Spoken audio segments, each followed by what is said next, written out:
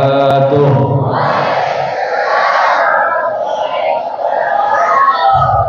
Alhamdulillahilladzi asra bi'abdihi lailan minal masjidil haram ilal masjidil aqsa alladzi barakna haulahu linuriyahu min ayatina innahu huwas samiul basir.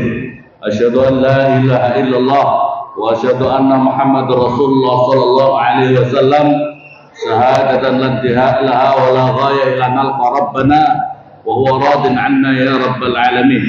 Allahumma shalli wa sallim wa barik ala sayyidina Muhammadil Fatih liman qal khatim wa saqnasil haqqil haqq wal ajil siratal mustaqim wa ala alihi wa sahbihi haqqa qadrihi wa miqdaril azim. Amma ba'du. Al-mukarramun, para alim, para ulama, para kiai, para sepuh yang sangat saya hormati, akhinal karim Bapak Dr. Amirullah yang mewakili daripada PWNU Papua yang sangat saya hormati beserta seluruh jajarannya. Saya juga kayaknya masuk di Akwan, pembantunya PWNU. Yang sangat saya hormati akhinal karim Bapak Haji Rustam Saru, wakil wali kota terpilih, yang sangat saya hormati akhinal karim pengasuh pondok pesantren ya Bunaya, Bapak Arif Rohati, Bapak Basudin yang sangat saya hormati. Yang sangat saya hormati seluruh anggota dewan. Ini kalau saya sebutkan satu persatu kayaknya lama ya. Bahwa seluruh anggota dewan provinsi maupun kota yang sangat saya hormati, Bapak Kapolsek Herang dan seluruh jajarannya, Ketua MWC Bapak Ustaz Sadin Solehan setelah seluruh jajarannya, hadirin wal hadirat, ibu-ibu muslimat, masya Allah, ibu-ibu muslimat yang semangat, masya Allah, dan seluruh anggotanya yang sangat saya hormati. Hadirin wal hadirat yang dimuliakan oleh Allah, pertama-tama kita panjatkan ya para pengasuh pondok pesantren. Kayaknya tadi saya ketemu Bapak Sodik Purnomo ya, dari mana? Koya ya. Hadirin wal hadirat yang dimuliakan oleh Allah Subhanahu wa taala, pada siang hari ini kita dapat hadir di sini dalam rangka harlah dan juga Isra Mi'raj harlah NU. Hadirin yang dimuliakan oleh Allah, NU ini lahir, masyaallah muslimin, NU itu lahir dari para pejuang. Di dalam Nahdlatul Ulama itu yang tercantum itu minimal ada 12 orang. Itu belum sebelumnya, misalnya seperti Mbah Hasyim Asy'ari, Kiai Wahid Hasyim, Mbah Hasbullah, sekarang ada Kiai Asad Samsul Arifin. Gurunya beliau Mbah Khalil masih belum masuk, padahal gurunya beliau. Dan ini banyak para pahlawan-pahlawan nasional. Dan juga pondok-pondok pesantren sekarang ini banyak warga NU itu juga dari murid-muridnya para pahlawan itu. Jadi pondok-pondok pesantren itu banyak daripada murid-muridnya para pahlawan-pahlawan itu. Itu artinya apa, ma'asyiral muslimin? Bahwasanya NU harus terus-menerus turut serta menjaga kedaulatan negara Republik kita Indonesia ini. Ma'asyiral muslimin, karena ini penting. Saya ini membaca Yusril, Pak Yusril Menteri kita ini, beliau mengatakan bahwa sekarang ini Indonesia ini dimerdekakan tumpah darah oleh para pribumi negara kita ini. Tapi sekarang ini banyak cukong-cukong, banyak aguan-aguan, banyak korporasi, tanah-tanah negara kita itu 74% dikuasai oleh 0,2% orang-orang yang dia itu bukan orang pribumi. Masya Allah, kalau ini seperti ini terus, ma'asyiral muslimin, siap-siap kita ini orang pribumi nanti ngontrak, anak cucu kita akan ngontrak di tanahnya mereka. Naudzubillah summa naudzubillah. Maka oleh karena itu saya kira perlu ada Pak Khalid baru yang terus berjuang sehingga laut kita sekarang malah dipagar ya. Laut-laut kita dipagar. Ini rasa kedaulatan kita ini, kedaulatan negara kita ini tercemari dengan ini.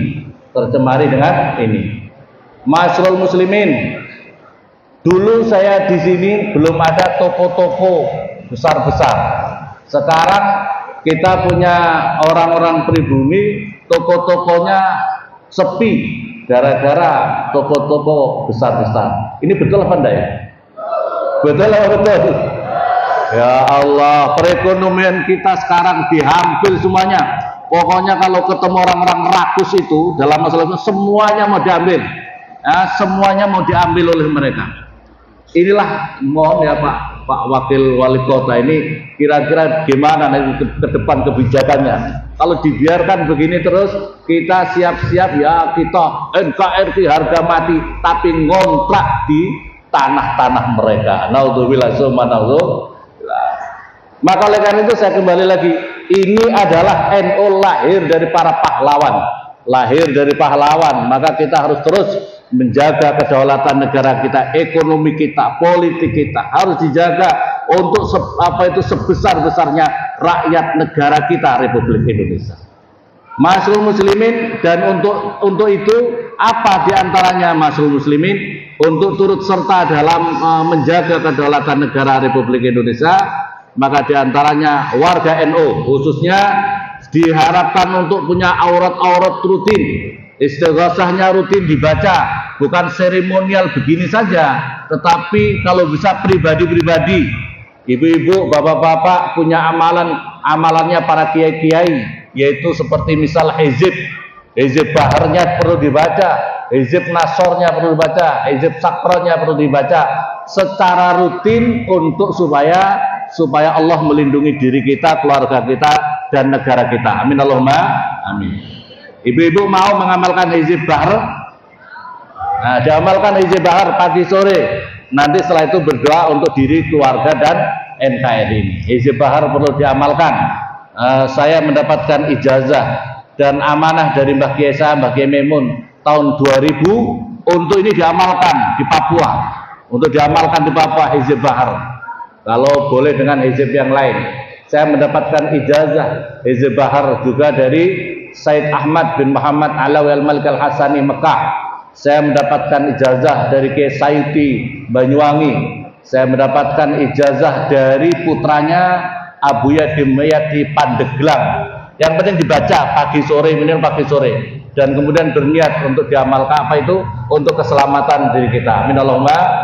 Karena kita sekarang tidak bisa bergerak kita minimal dengan doa. Ibu-ibu bergerak mau demo di tengah jalan tidak pantas. Kita mohon kepada Allah Subhanahu wa Ta'ala. Amin Allahumma. Bapak-bapak, ibu-ibu yang dimuliakan oleh Allah Subhanahu wa Ta'ala. Selanjutnya NU. NU itu adalah berhaluan ahli sunnah wal jamaah, bermanhaj ahli sunnah wal jamaah. NU itu bermanhaj ahli sunnah wal jamaah, yaitu berpegang teguh kepada sunnah Nabi, berpegang teguh kepada khulafaur rasyidin. Ini NU. Dan di dalam hadis Nabi menyatakan, alaikum bisunnati wa sunnati khulafaur rasyidin. Wajib bagi kamu mengikuti diriku, kata Rasulullah, dan mengikuti khulafaur rasyidin. Jadi hakikatnya mengikuti khulafaur rasyidin, hakikatnya adalah mengikuti Nabi Muhammad SAW. Dalam hal-hal wajib, umat Islam khususnya warga NU harus menjadi pionir-pionir terdepan. Untuk pionir-pionir terdepan, meramaikan masjid-masjid itu, ramaikan musola-musola itu dengan sholat-sholat jamaah, dengan majelis-majelis ilmunya bapak-bapak, ibu-ibu, warga NU di masjid.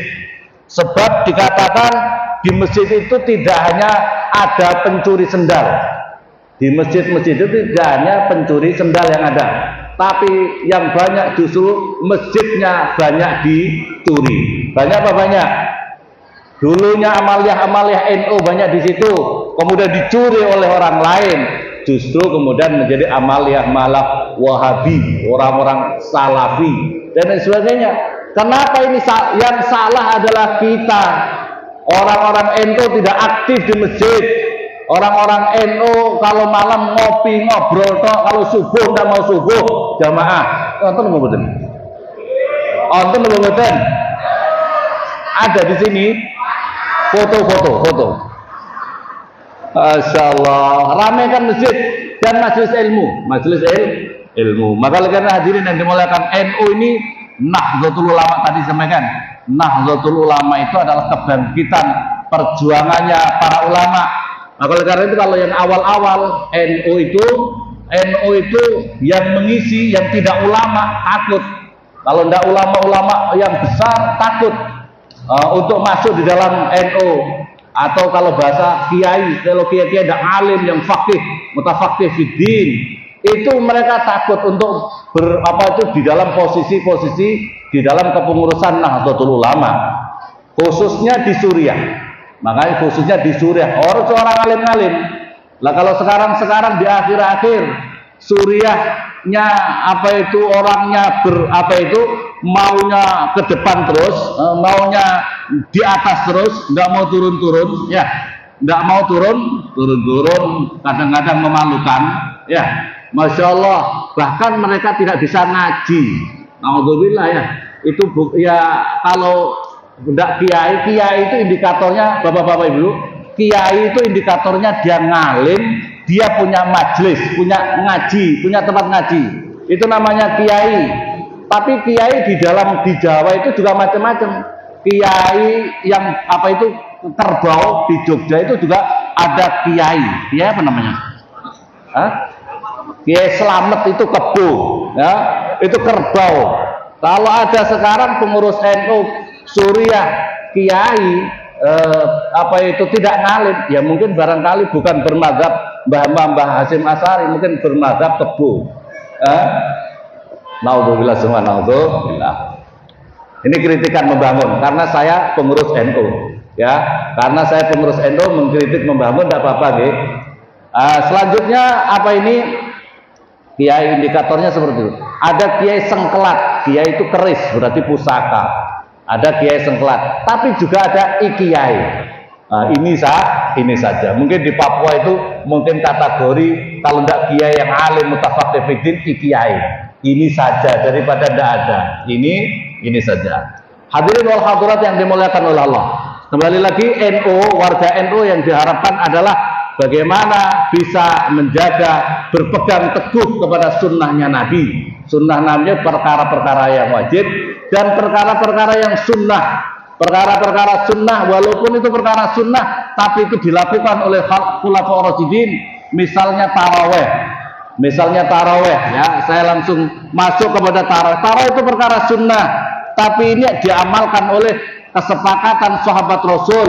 Maka kita kalau bisa warga NU harus ikut tarawehnya 20. Oke apa oke nih? Nggak usah pakai dalil. Nggak usah pakai dalil, bapak-bapak, ibu-ibu. Oh, dalil 8 begini nih. Nggak usah dalil. Kalau 8 itu dalilnya capek. Nggak usah pakai dalil agama. Dalilnya capek. Gini, betul. Hadirin wal hadirat yang dimuliakan oleh Allah, saya ingin menyampaikan tentang taraweh sedikit saja.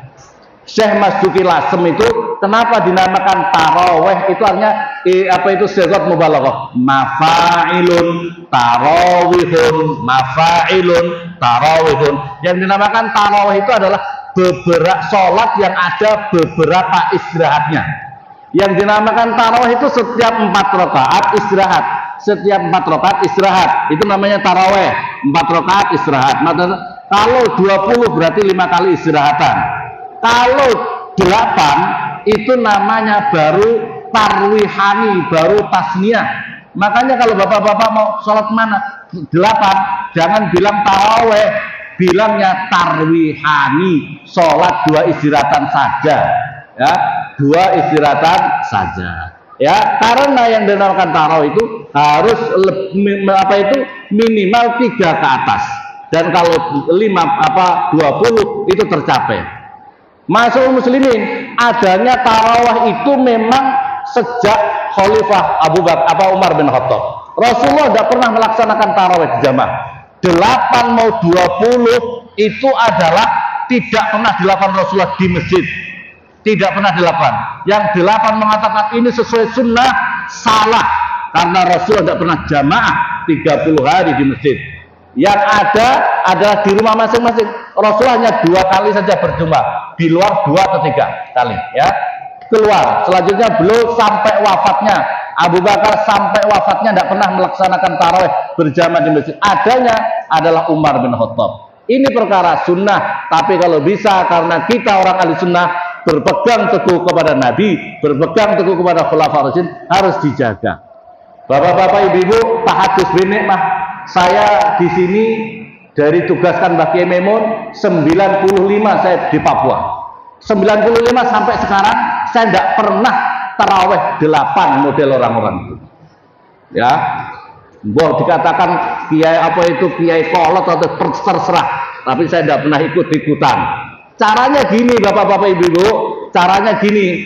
Kalau pamannya bapak saya ceramah di masjid-masjid, saya ceramah di masjid kultum di masjid-masjid.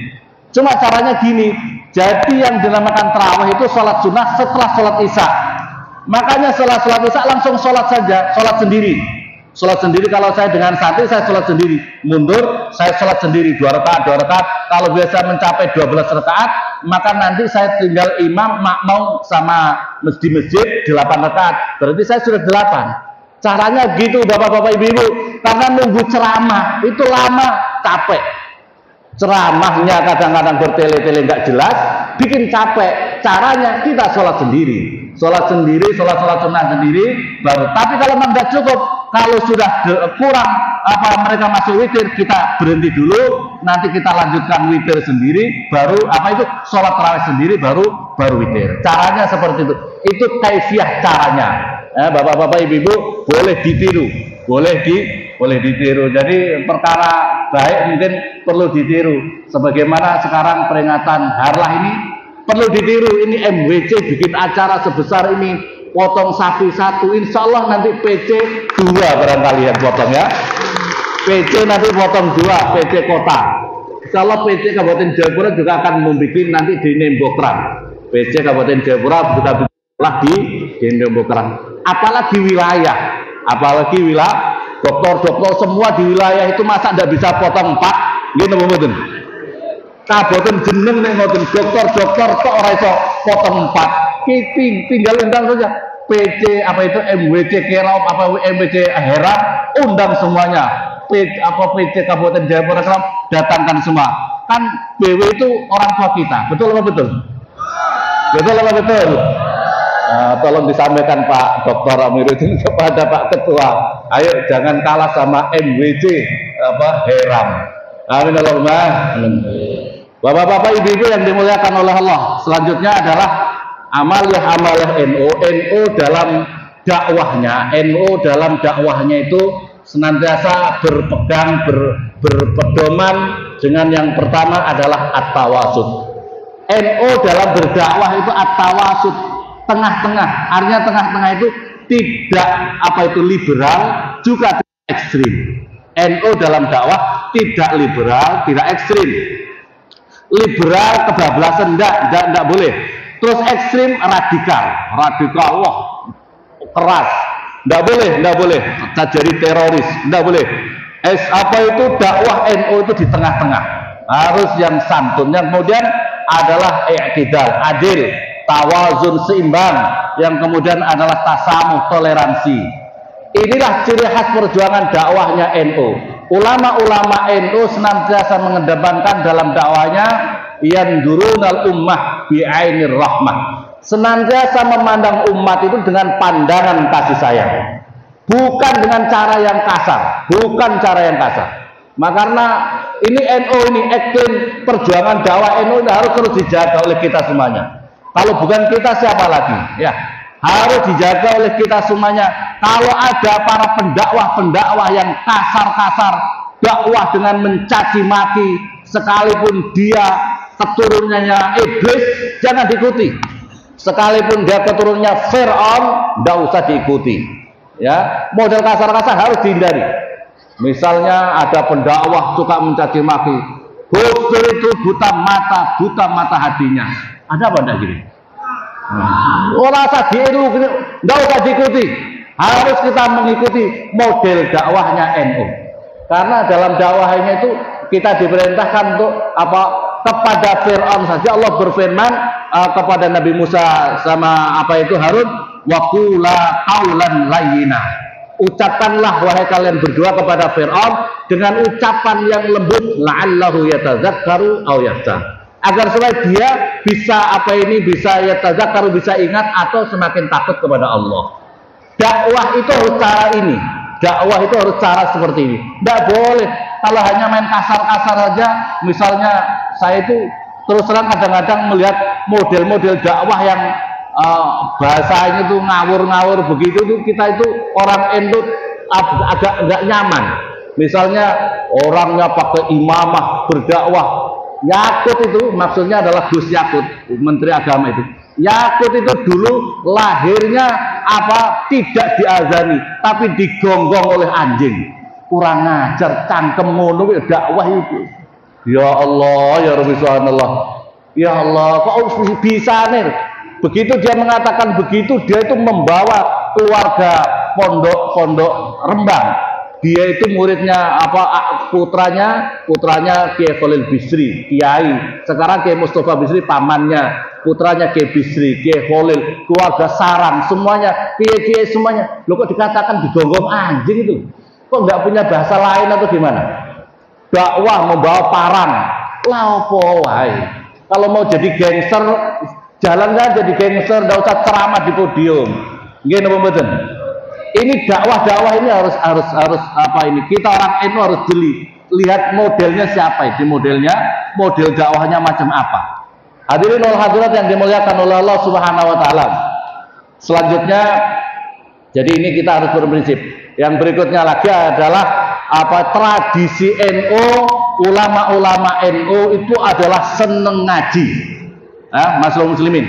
Jadi bahkan kata Mbah Yemen, santri itu apa? Santri itu yang ngaji. Jadi kalau ada santri, ada warga NU tidak seneng ngaji, itu harus koreksi diri kita sendiri. Harus koreksi diri kita sendiri. Saya ini ada semacam harapan sesungguhnya, harapan kepada kita semua, kepada warga NU.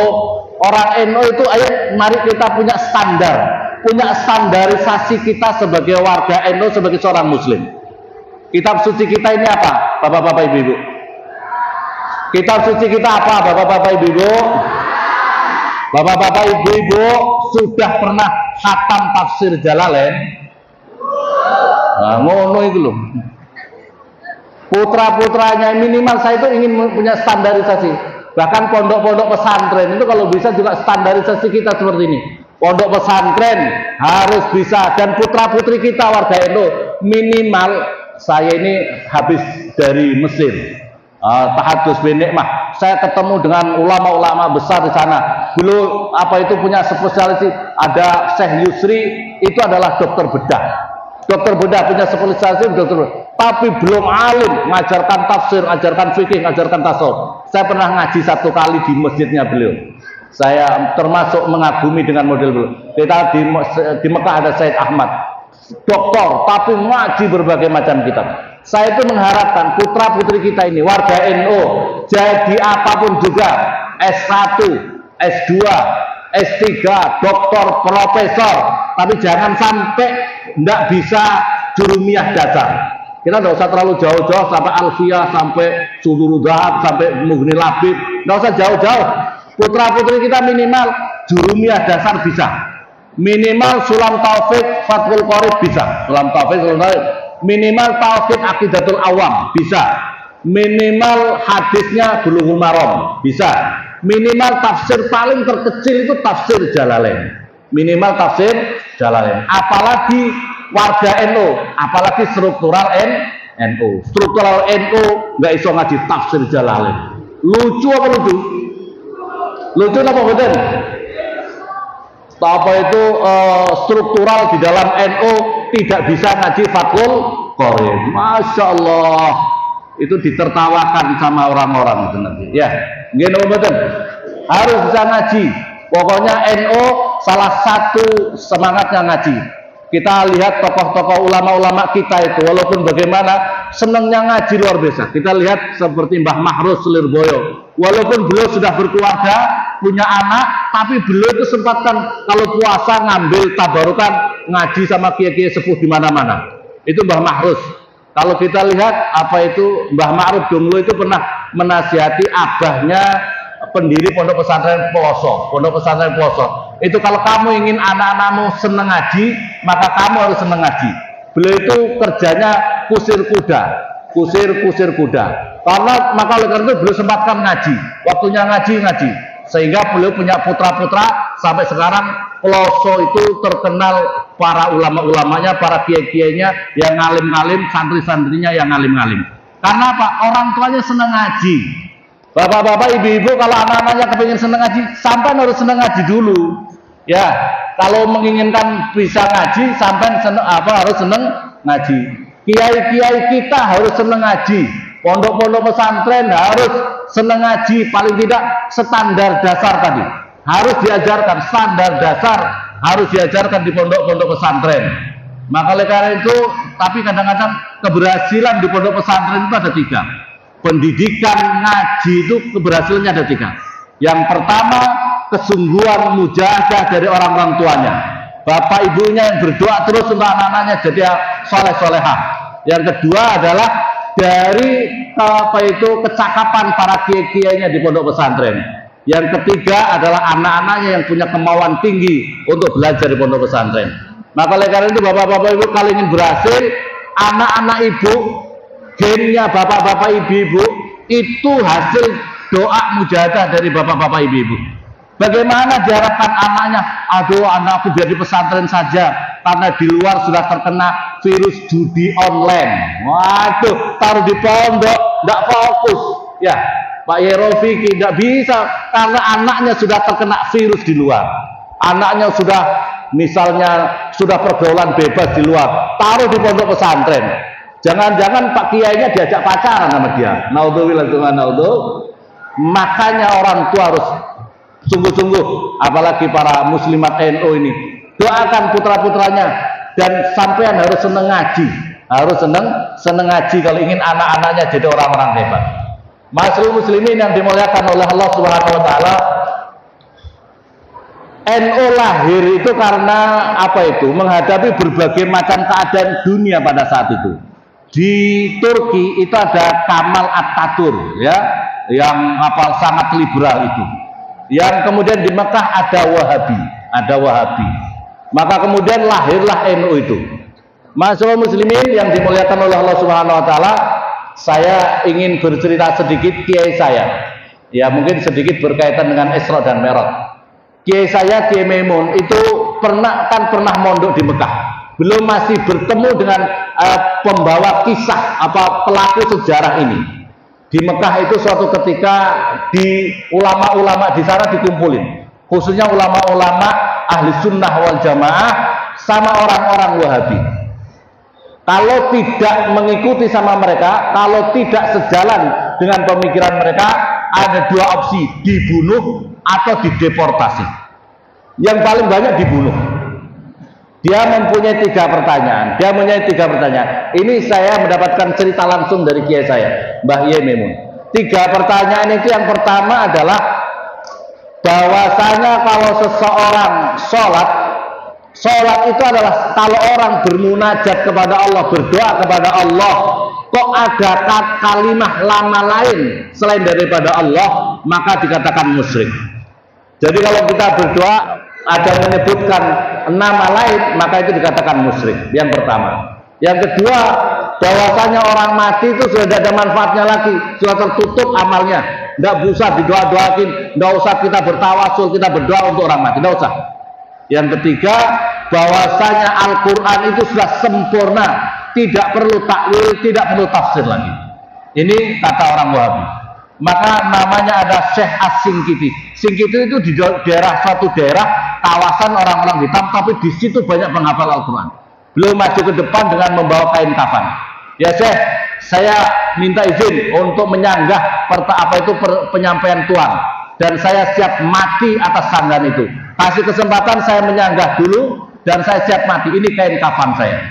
Maka pertama, kalau Anda mengatakan dalam orang kalau bermunajat berdoa menyebut makhluk lain, nama lain selain Allah dikatakan musyrik, maka Anda harus bertanggung jawab. Semua orang yang sholat itu ahli neraka semua. Semua orang yang sholat musyrik semuanya. Kenapa? Karena di dalam sholat itu menyebutkan sholawat kepada Nabi. Allahumma sholli ala sayyidina Muhammad wa ala ali sayyidina Muhammad, selanjutnya itu sholawat Ibrahim itu. Artinya apa? Sholawat di sini fungsinya apa? Karena kita sedang bermunajat kepada Allah, tapi kok menyebut nama lain, nama Nabi Muhammad. Bahkan kalau kita berdoa kepada Allah, diawali baca sholawat, diakhiri dengan apa? Hamdalah. Membaca sholawat. Bahkan yang paling utama di dalam sholat ada membaca sholat. Padahal ini adalah bermunajat kepada Allah Subhanahu wa Ta'ala. Ini adalah berfaidah tawasul, menyebutkan orang yang paling disayang, orang yang paling dicintai oleh Allah Subhanahu wa Ta'ala. Pertama. Yang kedua, kalau Anda mengatakan bahwasanya orang mati tidak ada manfaatnya, maka Anda harus konsekuen. Sholat sehari semalam harus 50 kali. Karena sholat 5 kali itu sarannya Nabi Musa ketika Rasulullah Isra Mi'raj, itu sarannya Nabi Musa apa itu? Minta keringanan sampai 5. Jadi kita sholat 5 waktu itu atas jasanya orang mati. Betul apa betul? Betul apa betul? Kayaknya capek ya? Capek apa lapar? Waduh, dua-duanya. Yang ketiga, Anda mengatakan Al-Quran sudah sempurna. Iya, Al-Quran sudah sempurna, tapi Al-Quran butuh takwil, butuh tafsir. Apa itu? Yang pertama adalah kalau Anda mengatakan Al-Quran sudah sempurna, tidak perlu tafsir lagi. Al-Quran, kamu harus bertanggung jawab. Semua orang buta yang soleh-soleh, yang hafal Al-Quran, yang hafal hadis, kamu hukumi mereka ahli neraka semuanya. Sebab di dalam Al-Quran ada apa itu firman Allah, wa man kana fi hadi a'ma wa huwa fil akhirati a'ma wa adallu sabil. Barang siapa di dunia buta, maka di akhirat dia buta dan dia masuk neraka. Buta di sini harus ditakwil, harus tafsir. Bukan buta mata kepalanya, tapi buta mata hatinya. Makanya perlu takwil, perlu tafsir. Ma'asyiral muslimin yang dimuliakan oleh Allah, Isra dan Mi'raj itu saya membaca di dalam kitab Imam Ghazali, Masya Allah, apa namanya? Lupa saya. Saya baca di dalam kitab Imam Ghazali. Tapi pertama yang saya baca adalah susunan daripada Mbah Soleh Darat. Mbah Soleh Darat itu adalah gurunya Kiai Haji Ahmad Dahlan, gurunya Mbah Hasyim Asy'ari. Jadi gurunya orang Muhammadiyah itu adalah orang seneng ngaji. Ada orang Muhammadiyah, orang seneng ngaji itu orang pati Muhammadiyah ya.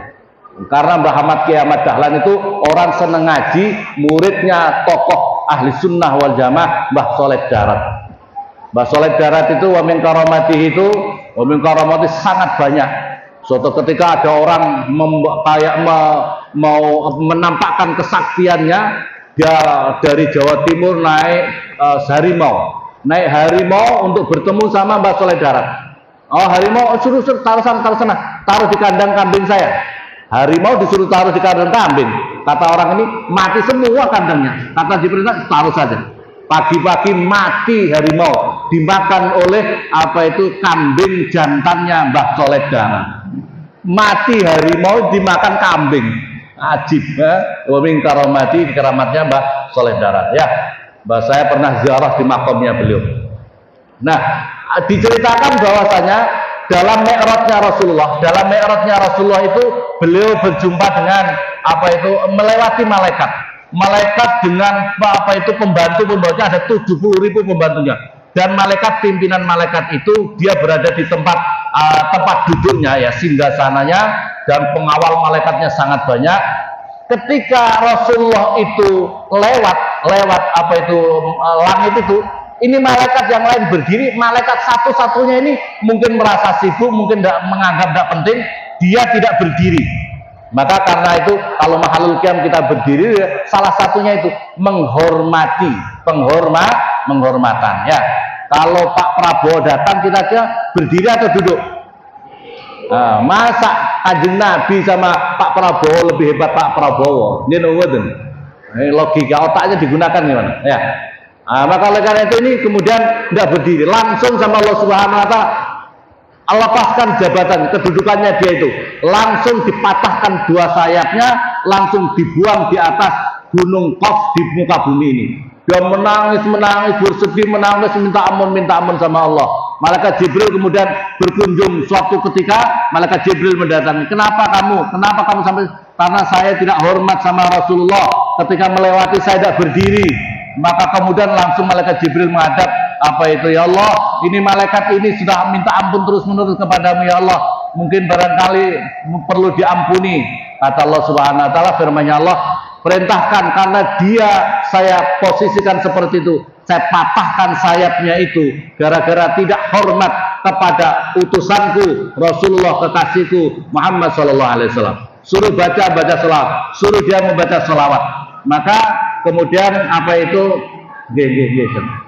mohon izin waktu Pak Kiai, waktunya 5 menit lagi atau 1 jam lagi ya, karena mohon izin waktunya Pak Kiai.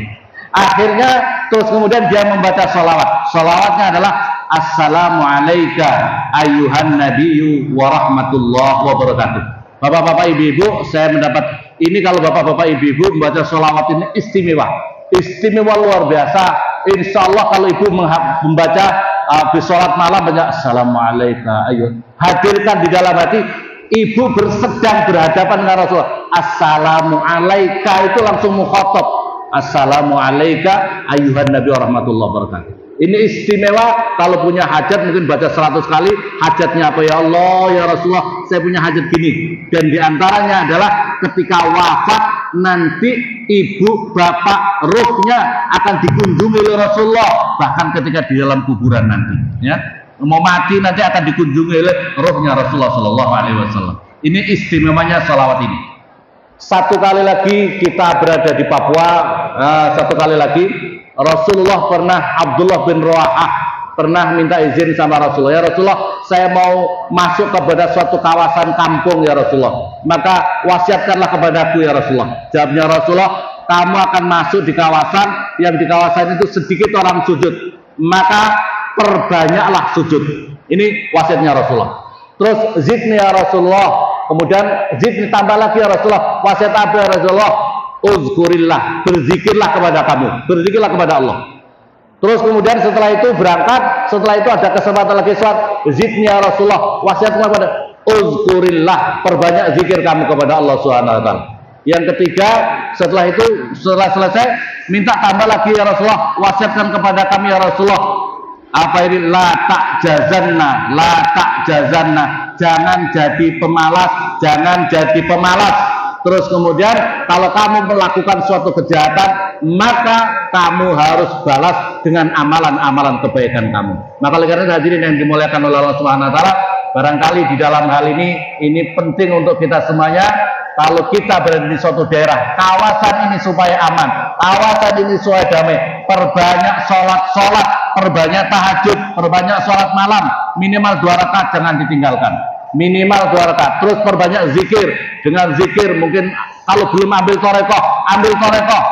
torekoh yang agak ringan, torekoh sadiliyah, perbanyak zikir, perbanyak sholawat. Yang berikutnya lagi, jangan jadi orang yang pemalas. Semoga bermanfaat, kurang lebihnya saya mohon maaf. Hadanallahu majma'in. Assalamualaikum warahmatullahi wabarakatuh.